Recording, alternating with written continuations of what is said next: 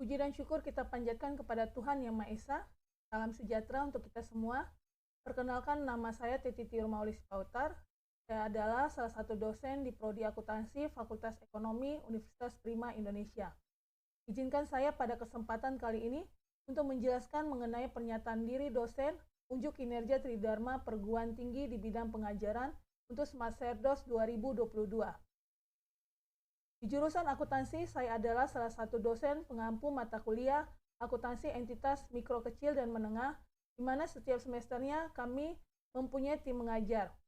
Saya mengampu mata kuliah akuntansi entitas mikro kecil menengah ini sesuai dengan bidang keilmuan saya dan kompetensi yang saya bidangi, yaitu sebagai fasilitator pendidik dan pelatihan UMKM, serta pendamping UMKM yang bersertifikasi BNSP. Saya akan menjelaskan mengenai mata kuliah akuntansi entitas mikro kecil dan menengah dengan metode delivery, interaction, and assessment, di mana pembelajaran mata kuliah ini dilakukan secara sinkron langsung, sinkron maya, dan asinkron dengan memanfaatkan teknologi untuk memudahkan pemahaman dan meningkatkan aktivitas atau keterlibatan mahasiswa. Saya akan menjelaskan mengenai deskripsi mata kuliah akuntansi entitas mikro kecil dan menengah ini, yang merupakan mata kuliah wajib dengan bobot 3 SKS di semester 4 atau semester genap. Pada mata kuliah ini, mahasiswa akan belajar tentang akuntansi yang digunakan di UMKM yang cukup berbeda dengan akuntansi di perusahaan besar, khususnya ragam transaksi yang ada di UMKM. Mahasiswa nantinya dapat memahami dan memiliki kemampuan dasar, antara lain, yang pertama, mengkaji transaksi-transaksi yang lazim terjadi di usaha mikro kecil dan menengah. Kedua, mengetahui siklus akuntansi pada kegiatan bisnis usaha mikro kecil dan menengah. Ketiga, menganalisis transaksi dan pelaporan keuangan didasarkan pada persamaan akuntansi atau etap. Keempat, memperhatikan standar akuntansi keuangan entitas mikro kecil menengah atau SAK MKM. Kelima, menyusun laporan keuangan, tekankan pada pemanfaatan teknologi informasi. Keenam, beradaptasi dan antisipasi revolusi industri 4.0 yang ada di UMKM. Pembelajaran mata kuliah ini memiliki tujuan pencapaian mahasiswa, yaitu 1. Mahasiswa mampu memahami makna dan karakteristik UMKM di Indonesia. Kedua, mahasiswa mampu menganalisis transaksi yang terjadi di UMKM.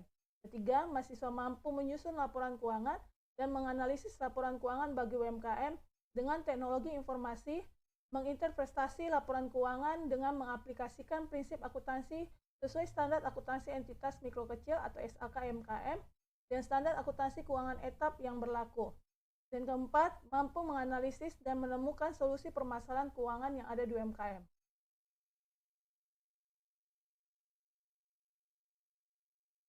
Materi pembelajaran yang pertama, 1. Gambaran umum UMKM di Indonesia. Kedua, analisis transaksi dalam UMKM. Ketiga dan keempat, akuntansi UMKM jasa, akuntansi UMKM dagang, akuntansi UMKM manufaktur. Kelima, standar akuntansi keuangan UMKM. Keenam, investasi pada berbagai aset. Ketujuh, studi kasus keuangan UMKM. Kedelapan, ujian tengah semester. 9. Analisis transaksi untuk UMKM. 10. Perencanaan keuangan UMKM. 11. Strategi bisnis dan keuangan. Ke-12. Pengembangan bisnis. Ke-13. Siklus bisnis. Ke-14. Bisnis valuasi. Ke-15. Ekonomi bisnis. Ke-16. Ujian akhir semester. Pada metode pembelajaran delivery, di sini ada mode perkuliahan secara online. Saya menggunakan mode blended learning, di mana biasanya saya menggunakan aplikasi Zoom Meeting pada Umpri dan WhatsApp. Metode pembelajaran yang saya gunakan dalam perkuliahan ini antara lain dengan metode ceramah.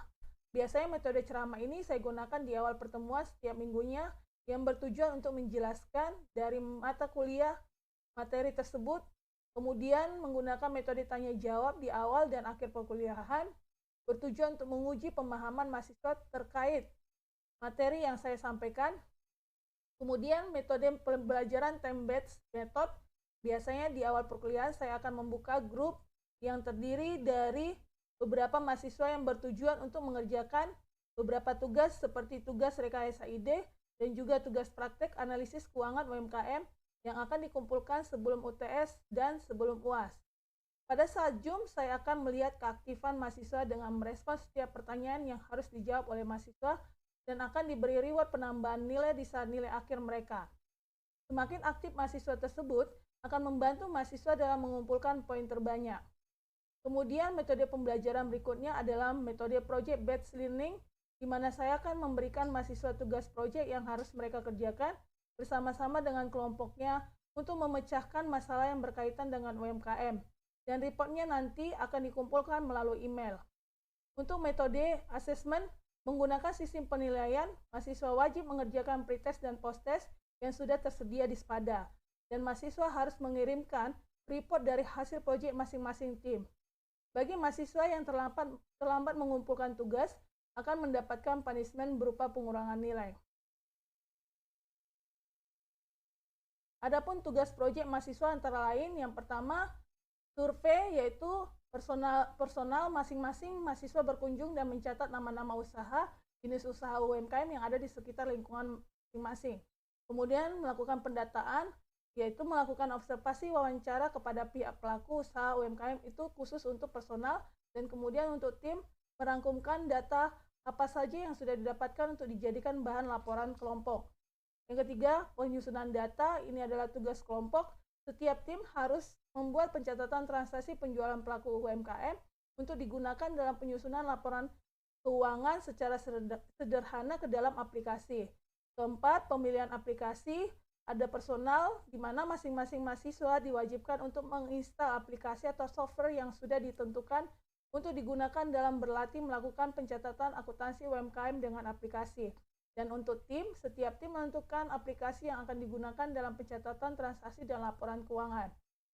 Kemudian yang kelima, pengambilan keputusan. Untuk personal, setelah memahami masalah yang dihadapi pelaku UMKM, setiap mahasiswa harus memberikan kesimpulan usulan strategi. Untuk tim, merangkum semua usulan strategi sebagai bahan referensi inovasi untuk pelaku usaha. Dan yang terakhir, keenam adalah laporan hasil akhir, di mana masing-masing tim wajib membuat laporan dari tugas yang sudah dikerjakan dan sudah ada kesepakatan antar pelaku UMKM.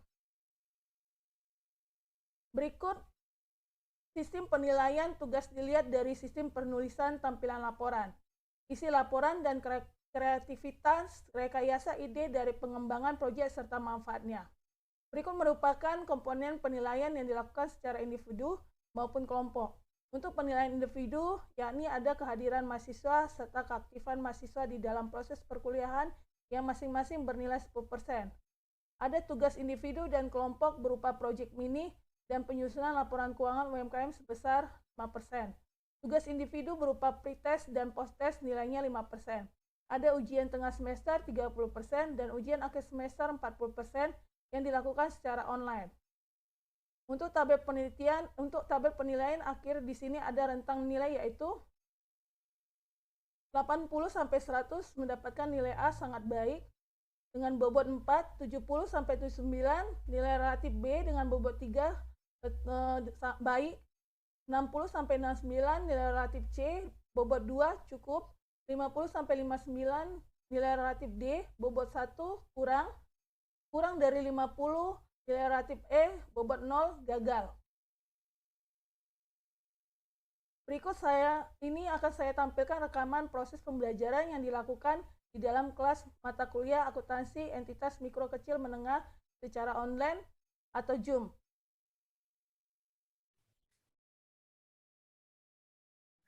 Oke, selamat pagi semuanya. Pagi, Bu. Pagi, Bu. Sehat ya? Oke, kita mulai perkuliahan kita hari ini. Ya, sebelum kita memulai pembelajaran pada topik ke-14 ini, pastikan kalian sudah mengklik presensi di Spada ya. Jangan sampai ada yang terlewati ya untuk klik presensinya. Oke, kita mulai perkuliahan kita hari ini. Kita masuk ke pertemuan topik 14. Ibu share dulu materinya. Topik 14 ini tentang pembahasan valuasi bisnis ya. Kalian mungkin sudah mempelajari atau membaca sebagian dari materi tersebut di Spada yang sudah disediakan ya.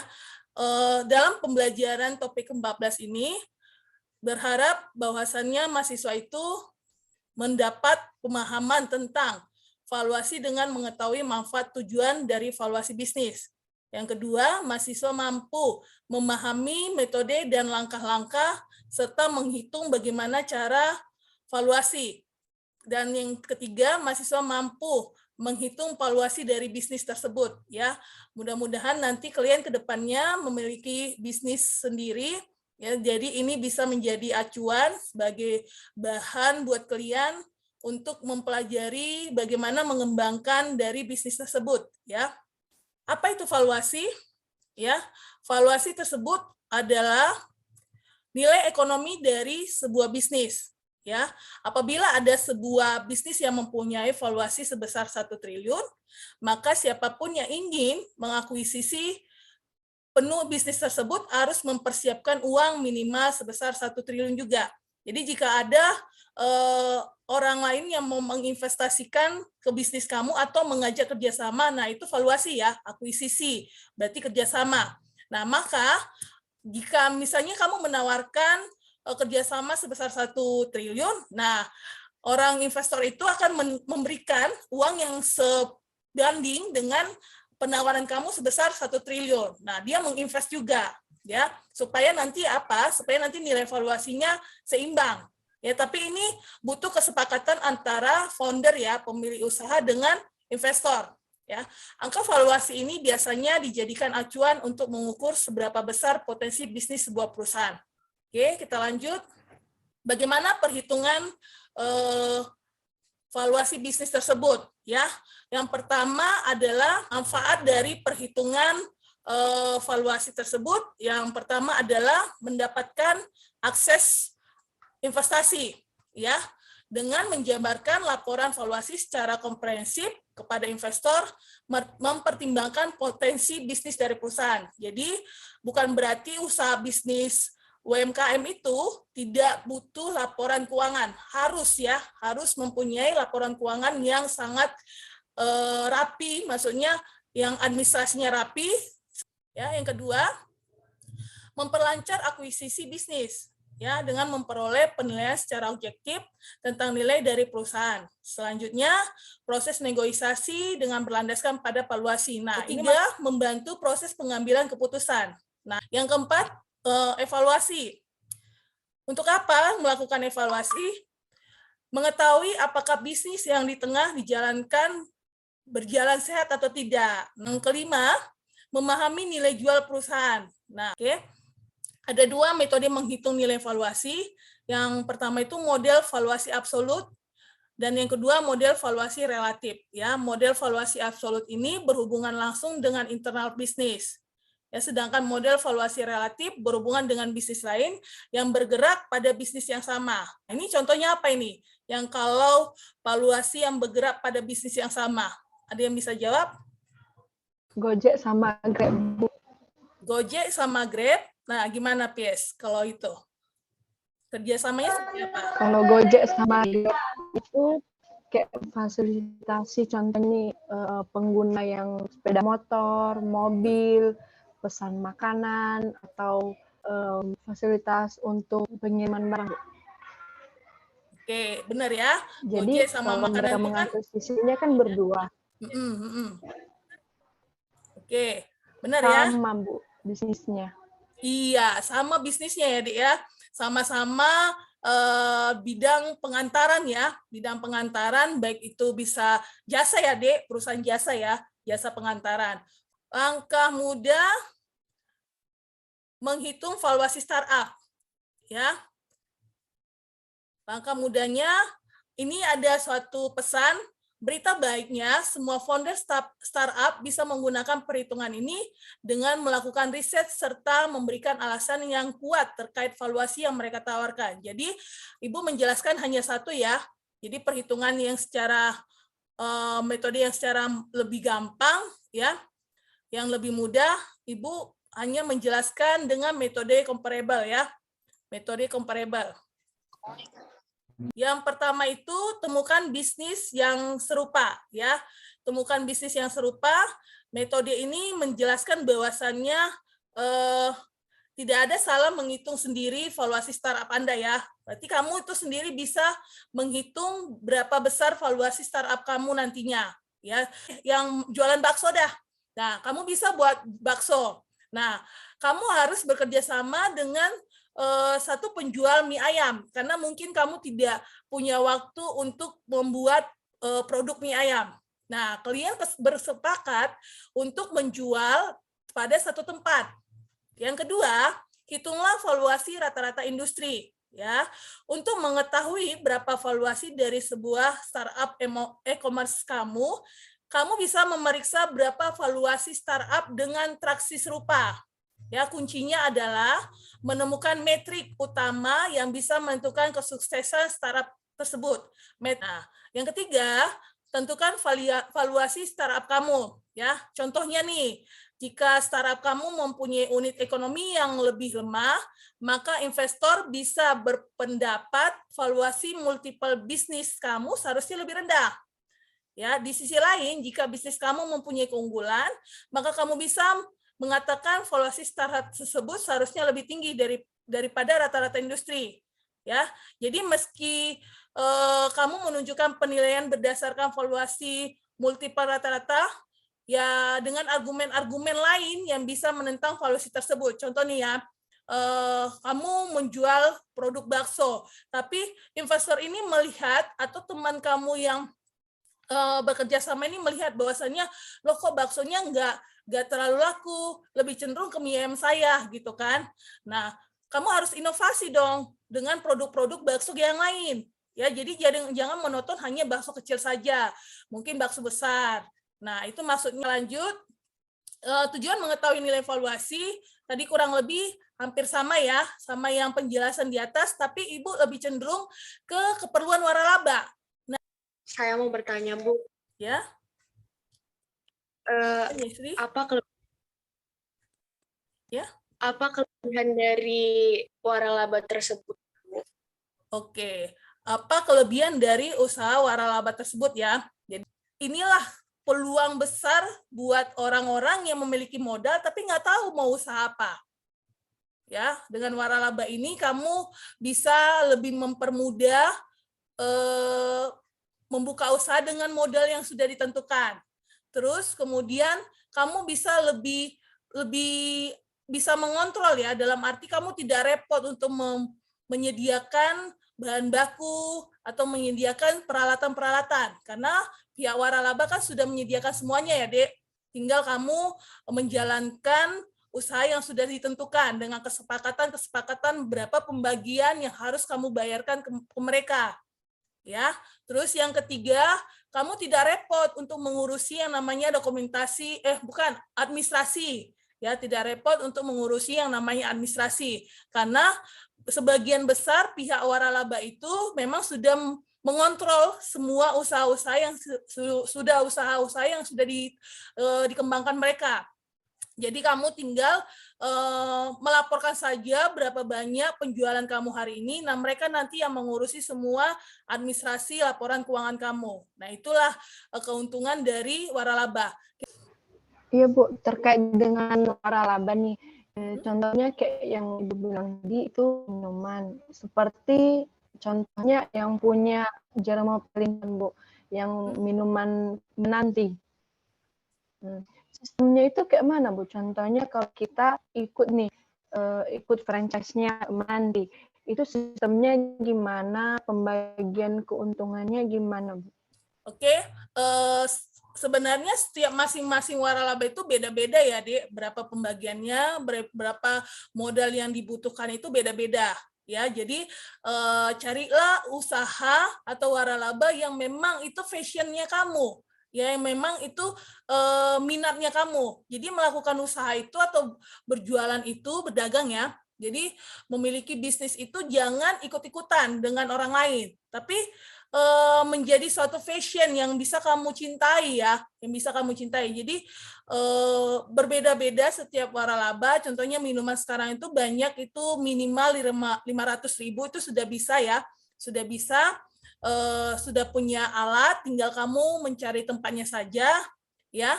Terus tergantung paket yang mereka tawarkan. Ya mungkin dari 500.000 itu terlalu minim ya, mungkin hanya beberapa saja yang bisa kamu terima ya. Tergantung berapa besar yang paket mereka tawarkan, mulai dari kecil sampai yang terlengkap. Biasanya terlengkap itu bisa sampai sekitaran mungkin sekitar 5 juta ya. Jadi nggak terlalu besar ya, karena mereka juga tidak mau mempersulit orang-orang yang memang membutuhkan kerjasama ya, karena memang keuntungan mereka juga kan menjalin kerjasama ya, yaitu tadi akuisisi yang tadi. Oke, perbedaan valuasi dan profit. Nah, bedakan ya, Dek, valuasi dan profit ya. Valuasi tadi kan nilai dari usaha kamu, sedangkan profit itu berbeda. Nah, omset juga berbeda ya. Jadi jangan samakan profit dan omset ya. Ya, anak akuntansi pasti tahulah apa itu profit, apa itu omset. Ya, profit itu berhubungan dengan laba rugi bukan? Iya kan? Oke. Nah, perbedaannya itu valuasi bisnis itu sudah kita bahas di atas tadi ya, sedangkan profit bisnis adalah keuntungan yang didapatkan dari bisnis yang dijalankan. Ya, profit sangat berbeda dengan omset karena omset adalah laba kotor, sedangkan profit adalah laba bersih. Oke. Yang kedua, pentingnya kombinasi antara valuasi dan profit. Ya, kombinasi perhitungan valuasi bisnis dan profit akan membuat bisnis menjadi kuat. Oleh karena itu, keduanya saling berhubungan. Ya, jika kamu ingin mendapatkan profit yang lebih besar secara terus-menerus, maka nilai valuasi harus lebih tinggi juga. Ya, dengan memperhitungkan beberapa aspek-aspek yang harus kamu kembangkan atau harus kamu perbaiki. Ya, yang ketiga, perhatikan aspek pergerakan yang dinamis. Ya, kalian perlu menyadari bahwa lingkungan masyarakat akan terus berubah-berubah. Ya, ini termasuk kebutuhan ya. Ya, kebutuhan pasar. Kalian harus melihat, bisa membaca apa sih kebutuhan pasar yang sekarang. Ikuti fashionnya. Nah, itulah namanya inovasi ya, Dek. Nah, cara perhitungan valuasi sebenarnya ini sudah kita jelaskan tadi, ya. Bagaimana caranya? Yang Ibu tertarik itu yang profit multiplier ya. Profit multiplier ini merupakan indikator mengenai kondisi keuangan, ketimpangan pendapatan perusahaan ya. Profit multiplier berarti berhubungan dengan pendapatan ya. Terus ada komparasi. Metode ini bisa kamu lakukan dengan membandingkan bisnis perusahaan dengan usaha yang lain. Ini tadi sudah. Terus discounted cash flow. Nah, ini orang akuntansi pasti sudah paham nih bagaimana menghitung proyeksi arus kas. Terus ini juga sudah tadi, valuasi aset mempertimbangkan nilai jual aset ke perusahaan lain. Oke. Penting, manfaat perhitungan valuasi juga tadi sudah kita jelaskan ya, terutama tentang evaluasi. Yang ini paling penting tentang evaluasi. Evaluasi ini untuk mengetahui apakah bisnis yang tengah dijalankan berjalan sehat supaya nantinya semakin banyak investor-investor yang mau bergabung ke usaha kalian. Oke? Terus ini ada pertanyaan nih. Ini ada percakapan antara founder dan investor ya. Seorang founder berkata seperti ini, saya ingin mencari pendanaan sebesar 10 miliar untuk 10% kepemilikan saham. Terus uang tersebut akan saya gunakan untuk membangun tim dan operasional selama 1,5 tahun. Kemudian dia berkata, dengan begitu valuasi post money startup saya akan menjadi 100 miliar rupiah. Nah, terus si investor berpikir nih, dia menjawab, melihat model bisnis dan pengalaman founder, apakah harga itu cocok? Apakah investor lain juga mendapat saham sebesar itu ketika mendanai startup serupa? Bagaimana kalau 10 miliar untuk kepemilikan saham 15%? Nah, founder memikirkan penawaran dari investor tadi. Terima nggak ya? Terus dia berpikir, oke, saya terima. Nah, kenapa bisa diterima oleh founder? Ayo, siapa yang bisa jawab? Kenapa dia mau nerima? Ada, Bu. Oke, silakan Yeslika. Saya Slika mau menjawab pertanyaan dari Ibu. Jadi menurut saya, hal itu terjadi karena perusahaan modal Ventura yang biasa memberi pendanaan kepada startup memang mengincar keuntungan dari penjualan tersebut, Bu. Kembali lagi ke saham yang mereka miliki, karena itu mereka cenderung memperkirakan berapa harga jual yang tepat untuk startup tersebut di kemudian hari ketika hendak memberi pendanaan tersebut. Terima kasih. Oke, terima kasih Jessica. Oke ya, jadi benar ya. Jadi hal ini terjadi karena perusahaan investor tadi bisa memberikan pendanaan kepada startup ya, founder tadi. Memang dia mengincar keuntungan dari penjualan kembali yang perjanjian saham yang mereka miliki, ya, karena mereka cenderung memperkirakan berapa harga jual yang tepat untuk startup tersebut. Berarti sudah ada kesepakatan ya, Dek, sudah dipikirkan, dipertimbangkan oleh investor. Nah, ini berarti keuntungannya ada dan pihak founder sendiri pun tidak merasa dirugikan ya. Masih ada yang mau ditanya? Oke, kalau tidak ada lagi, nanti pertanyaannya diskusi boleh dilanjut di WhatsApp group dan di Spada di forum diskusi. Oke, sekian perkuliahan kita hari ini. Minggu depan sudah pertemuan terakhir. Sebelum UAS, silahkan Anda mempersiapkan diri dengan mempelajari topik-topik sebelumnya. Oke, sampai ketemu ke pertemuan minggu depan. Tetap semangat dan juga tetap jaga kesehatan. Oke, terima kasih buat semuanya. Jangan lupa mengerjakan tugasnya ya, Dek. Dan silahkan mengirim tugasnya di Spada. Ya, jangan sampai terlambat. Oke, sekian dan terima kasih. Salam sehat semuanya. Terima kasih, Makasih, Bu. Bu. Sama-sama. Demikian presentasi dari penjelasan PDD UKTPT pengajaran sertifikasi dosen Smart 2022 yang saya lakukan. Semoga bermanfaat. Terima kasih.